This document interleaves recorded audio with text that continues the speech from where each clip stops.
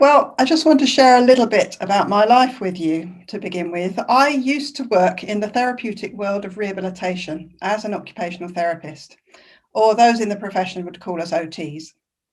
It was my job to take people back to the things they used to do and encourage them to do them again, even though that may be very difficult and probably needing to be done in a new way.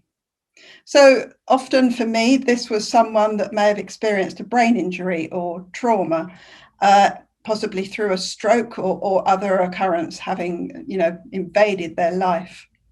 And they would suddenly find through this life-altering experience that the simplest of tasks, such as making a cup of tea or a toasted sandwich, they just couldn't process that anymore.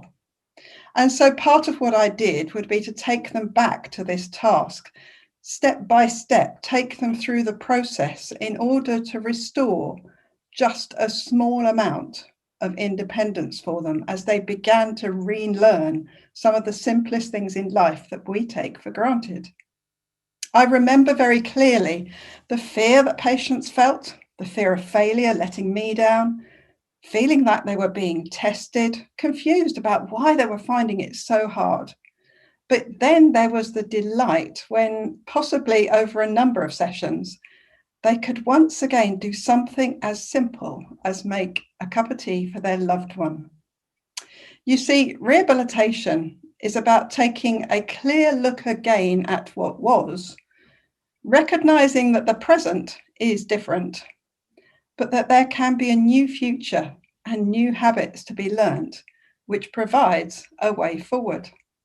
So do you begin to see the link? Why am I sharing this? Well, when I read these verses, I see Peter in rehabilitation. Jesus gently drawing him through a process which doesn't take him back to where he was, but perhaps reminds him of where he was and moves him to an entirely new place, learning new things. So let's set the scene then. We have here the barbecue breakfast. That phrase for me comes from a time when we traveled to Israel and the leaders of our trip referred to it as the barbecue breakfast. And here the boys have gone fishing. They needed to feed themselves, and in this time of strange upheaval, they returned to what was familiar to them and easy. How much can we relate to that in our current circumstances? I make a cake or do some sewing because to me, these are things I can do. These are things I control. Perhaps you go for a run or get out in your garden or take a walk, because in these supremely changing times, we want to cling on to that which we know. So our boys, well, actually men, have gone fishing on the wonderful Sea of Galilee. They're seeking the therapy of the familiar. Then there's this man on the beach giving advice. There's a great haul of fish, the recognition that it is the Lord. Jesus on the beach preparing a fire, already cooking fish and bread. Peter rushes to greet Jesus. They all eat and are blessed as Jesus breaks fish and breaks bread with them. Oh my word, how many memories are rushing through their minds. Can you imagine? I've been undertaking some chaplaincy work at our local hospital since May. And as I walk down the corridor, I smell the familiar hospital smell. In fact, the smell that Emma used to say to me when I came home, "Mum, you smell of hospital." And as I smell that smell, I have an invasion of memories, good and bad. How much more was this the case for these 7 men as they sat and ate with Jesus? When we're taken back to familiar places and times, we are hit by a rush of emotions. Smells and actions are such strong reminders. I cannot imagine what was going on for these disciples. Then we come to the verses that Emma has just read for us today. Jesus draws Peter aside. Hang on a minute, does he? I've always liked to think of Jesus and Peter quietly walking along the beach together. But when you read this again, Jesus does nothing of the sort. There is no verse where Jesus says to Peter, "Let's walk and talk." It's not there. No, in front of the other disciples, Jesus addresses Peter as Simon, son of John. Ooh, that's a bit like your mum or your dad giving you your official title, isn't it? You see, the last time Jesus addressed him this way is back in the beginning of John's Gospel, chapter 1, verse 42, if you want to find it, when he first called Peter. And he said at that time, Simon, son of John, you are to be called Cephas, which translated in Greek is Peter, meaning the rock. In this moment, Jesus identifies Peter's potential when he gives him that new name, a name to kind of grow into. And that's the name that continues through the gospel until this point, where we find Jesus says to Peter, Simon, son of John. Perhaps he takes him back to remind him of who he was, remind him of his first call and all that that meant. In this one use of his old name, Simon, son of John. Awkward moment or what? Then begins the classic Jewish question and answer conversation. We have 3 questions, we have 3 answers, and we have 3 responses from Jesus. Each time Jesus says, Simon, son of John, and he says, do you love me more than these? Do you love me? Do you love me? Remember, this is happening in front of the others. I'm feeling awkward just talking about this. Peter's response is, Lord, you know that I love you. Lord, you know that I love you. Lord, you know everything. You know that I love you. As Peter gets to the 3rd question, has he begun to realize something of what Jesus is doing with him here? It's not so much a test of his loyalty, but a reminder of who he is and his relationship with Jesus, and that Jesus is in the business of restoration, forgiveness, and rehabilitation.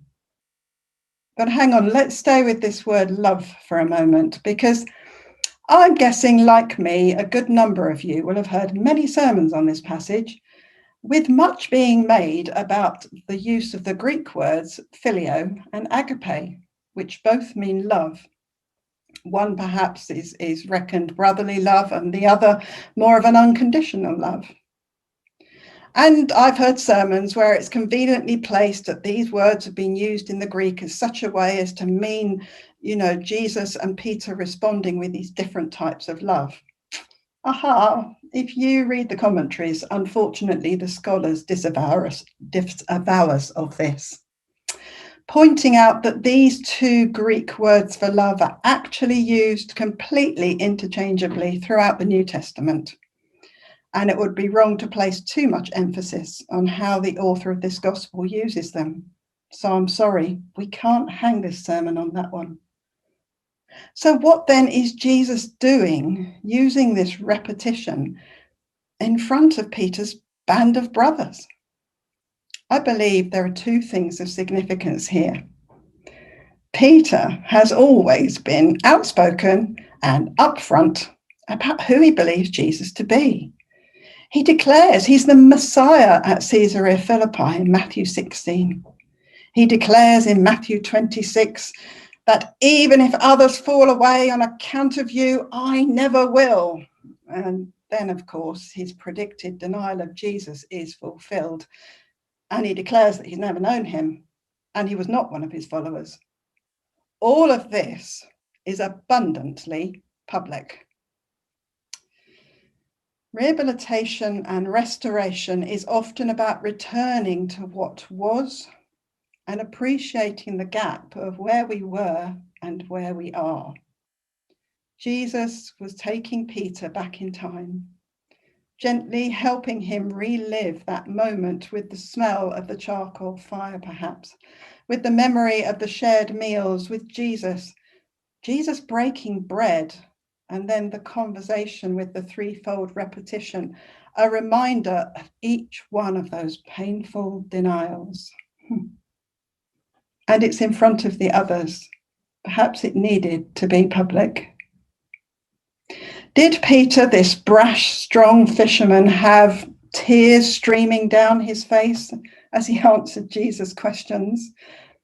We know him to be a man of expressive emotions, so I think maybe this could be the case, but that's only me surmising.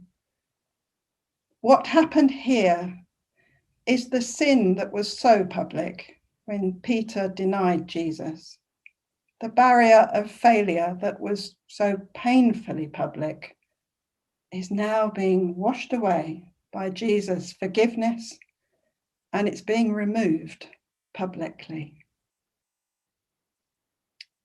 How do we feel about that? We don't like airing our dirty washing in public, do we? And I think much of the time it's right that we don't. Yet here we have on display for us and for our benefit a depth of relationship between Peter and Jesus, and an underlying deep-rooted trust between these two men. Peter, the man who knew that Jesus could make him walk on water. Remember that occasion when he stepped out of the boat in a storm? He now has a fresh, restorative conversation with his risen Lord, who lifts him up, washes him down, and enables him to figuratively walk on water again. For what purpose? Was it just to make him feel better on the inside? No. Rehabilitation has a practical outcome. I should know that.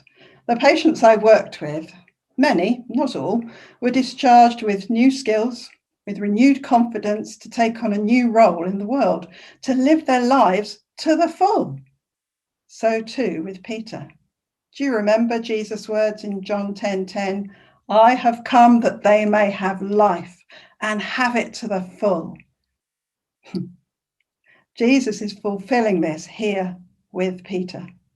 He's giving him life, and life to the full, without him having to drag around that sack load of guilt of how he let Jesus down. He's released, he's set free, he's washed clean. So we've had Jesus' 3 questions, we've had Peter's 3 responses, and now there is Jesus' 3 responses. Firstly, Jesus said, feed my lambs. Then he says, tend my sheep. And then he says, feed my sheep. Peter's forgiveness and restoration births for him a high, high calling to be the shepherd of the sheep. Back to John 10 again. And Jesus said of himself, I am the good shepherd. The good shepherd lays down his life for the sheep. And I am the good shepherd, and I know my sheep, and my sheep know me. Peter was witness to those words. And here Jesus is telling him to feed his lambs, tend his sheep, feed my sheep. This is the very calling to follow in Jesus' footsteps, to care for the lambs, the newborn, to look after the flock, to tend and care for them in good times and in bad, and then to feed the mature ones, to pass on the baton of discipleship. Jesus said, I am the good shepherd. And here he publicly takes Peter through his rehab, pours out his forgiveness over him, and appoints him as the new good shepherd. He's moving into the potential of the name Peter, the rock, the one on whom the church will be built. And finally, actually, Jesus talks about a very painful end for Peter, which perhaps mirrors Jesus' very own painful death. Just imagine for a moment that you were reading the Gospels for the first time as a novel. If you've never tried it, you really should. And you get to the part where Peter denies Jesus. Well, imagine the jeopardy. Did he really say that? Well, that's done for it then, isn't it? No way back for Peter. He seemed like a good guy, but he's a goner now. Failure is never final with God. It's just a fresh opportunity. And this is what we see worked out here. Rita Snowden, a Methodist minister of the early 20th century, wrote this about forgiveness. You ask me what forgiveness means. It is the wonder of being trusted again by God in the place where I disgraced him. You ask me what forgiveness means. It is the wonder of being trusted again by God in the place where I disgraced him. Wow, what wonderful words. This is what has happened to Peter. So what about you and me then? Do we come to the end of John and breathe a sigh of relief that all is well? Jesus and Peter are reunited. The story has a happy ending. Shut the book. No, this is the living, breathing word of God. And in the richness of this text are words for us too. And this leads me to ask a couple of questions. Have you been restored by Jesus? Have you received his forgiveness? Have you allowed him into the recesses of your brokenness where you need rehabilitation? No matter how long you may have been a follower of Jesus, we can all have recesses of brokenness that Jesus longs to rehabilitate and restore. Well, if not, then why don't you allow that to happen today? You could invite Jesus into your life for the first time. Through prayer where you are, you could seek his forgiveness. Through talking through with someone things that are troubling you, you can receive the healing and the power and the grace of Jesus washing over you through the power of his Holy Spirit. Remember, failure is never final with God. It's just a fresh opportunity. But if you know Jesus has restored you, and you know that you were forgiven, and you've personally experienced that depth of love poured out over your life, well, what are you going to do with it? It's not there to just be hugged to yourself, you know. God restores for a purpose. The purpose is to see us as better disciples journeying with him. But what flows out of that is usually action. Peter in Acts 10 was called to go to the Gentiles. That was a shock to him. To step out of his comfort zone. God didn't stop working with him or calling him or establishing him in his participation in the mission of God. Neither does God ever stop working with you or me and establishing you and me in our participation in the mission of God. You see, age, ethnicity, gender, disability are never barriers for God. He forgives, restores, and rehabilitates each one of us equally, so long as we let him. And then he says, let's go on an exciting journey together. Our relationship with Jesus should never be static. This was a beginning for Peter. And if you continue on into the book of Acts, you will see more and more of who God called Peter to be and what God called Peter to do.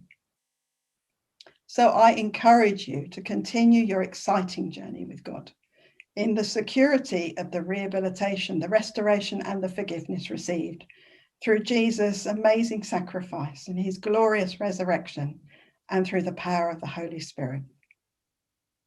May God bless you today. Thank you.